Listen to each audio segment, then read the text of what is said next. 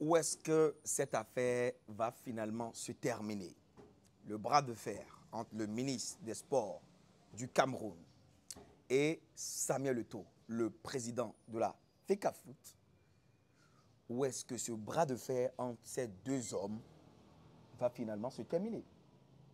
Parce que j'ai pris le soin de suivre les actualités sur les médias et je comprends ceci. Samuel Eto'o, président de la FECAFOOT, organe reconnu par la FIFA et la CAF pour des questions du football camerounais, un président élu par un vote, et de l'autre côté, M. Mwele Kambi, ministre des Sports du Cameroun, qui a sous son couvert le football, le volleyball, le basketball et plein d'autres disciplines sportives. Qu'est-ce que nous remarquons aujourd'hui? Le ministère des Sports, à travers son patron, Mwele Kambi, a recruté un sélectionneur blanc sans aviser le président de la FECAFOOT.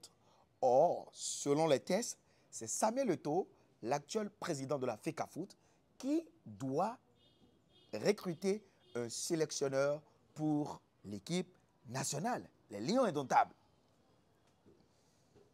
L'affaire a fait beaucoup de bruit, beaucoup jazzé, et Samuel Eto'o n'a pas reconnu ce sélectionneur.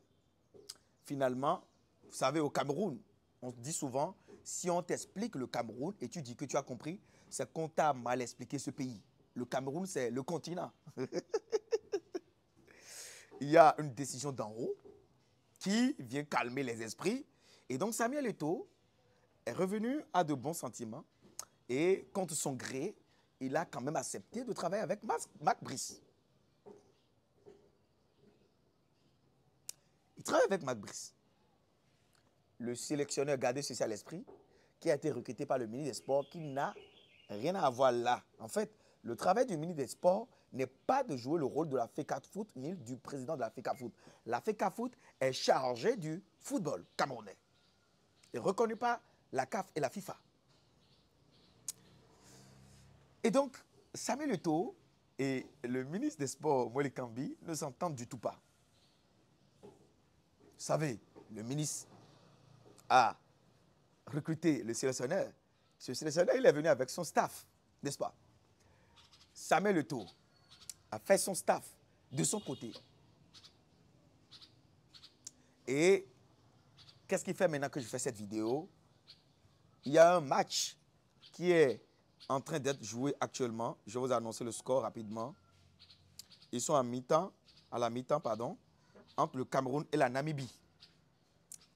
Et donc, ce match devrait se jouer à Douala. Et d'après certaines informations, ce n'est plus possible.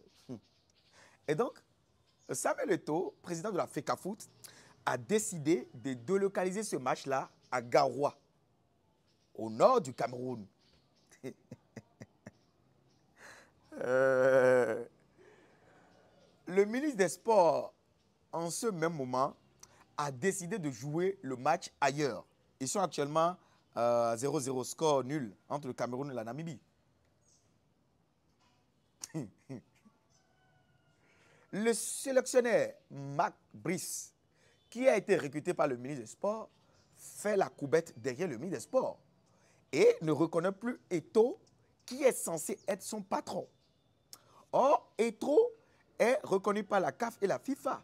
Et le ministre, le sélectionneur Mac Brice est censé rendre des comptes à son patron, qui est normalement celui qui doit le recruter. Si on est en train de respecter les tests de la FIFA et de la CAF. Ce qui n'est pas le cas. Donc, je vous avais dit que le Cameroun, c'est le continent.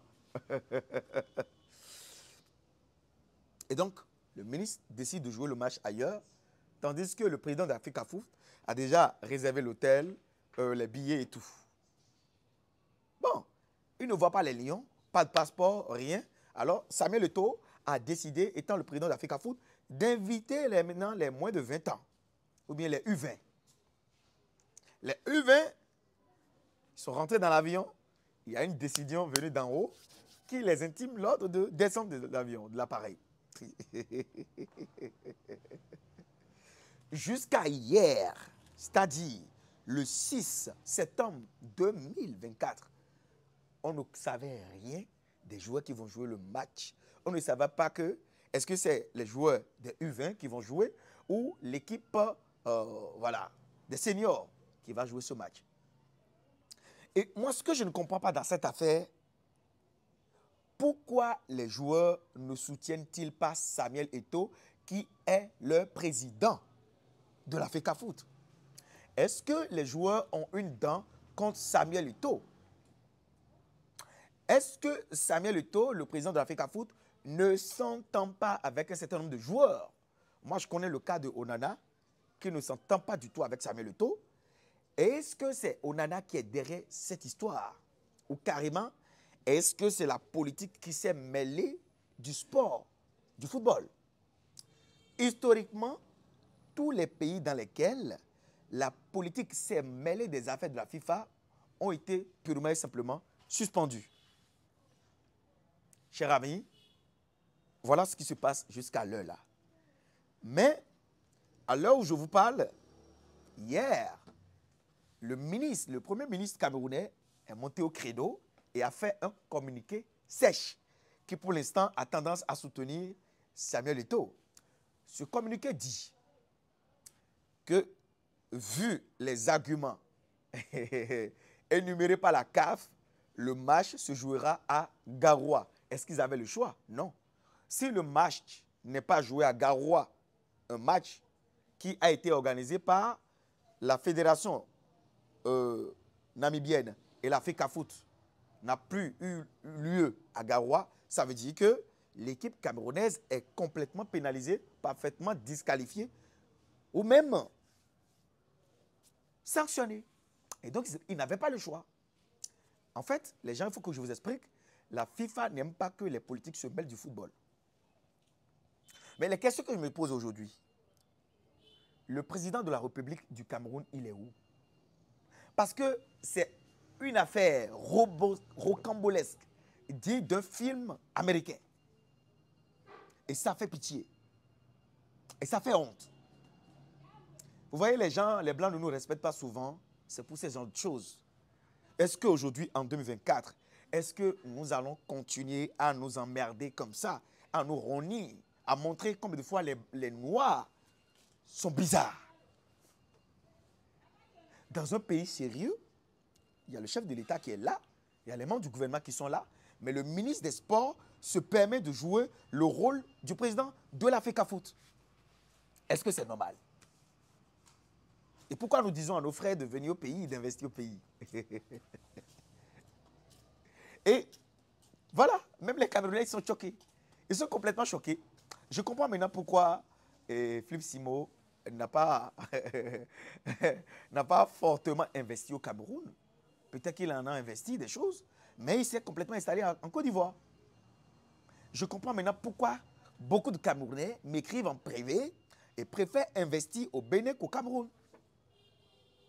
Est-ce que cela va continuer à persister? Mais d'après mes nouvelles, à ce qui paraît, Samuel Eto'o a un soutien du régime en place. Est-ce que les deux pros actuels du président camerounais vont finir par s'entendre ou finalement la hache de guerre ne sera pas enterrée et cette histoire va déboucher à autre chose? Il y a deux issues. Soit Samuel Eto'o gagne, le ministre des Sports, il se calme ou il est viré, ou soit Samuel Eto'o se présente aux élections présidentielles.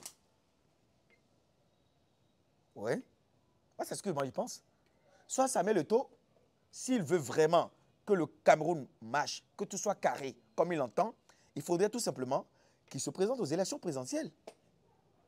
Parce que si Samuel Eto'o, à l'heure là, se présente aux élections présidentielles, je vous assure que quelque chose de grave, quelque chose du jamais vu au Cameroun va se passer. Parce qu'il ne mérite pas autant d'humiliation.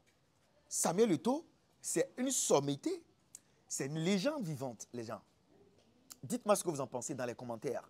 Pour ceux qui ne me connaissent pas, je suis M. Tadagbe Balé Wansou, ingénieur agronome, praticien, entrepreneur, multi-investisseur. Je vous parle sur mes réseaux d'agriculture, de développement, d'investissement au pays, des intérêts des Africains, des plantes et de leurs vertus. N'hésitez pas à liker la vidéo, à vous abonner, à activer la cloche de notification et partager massivement. On est ensemble.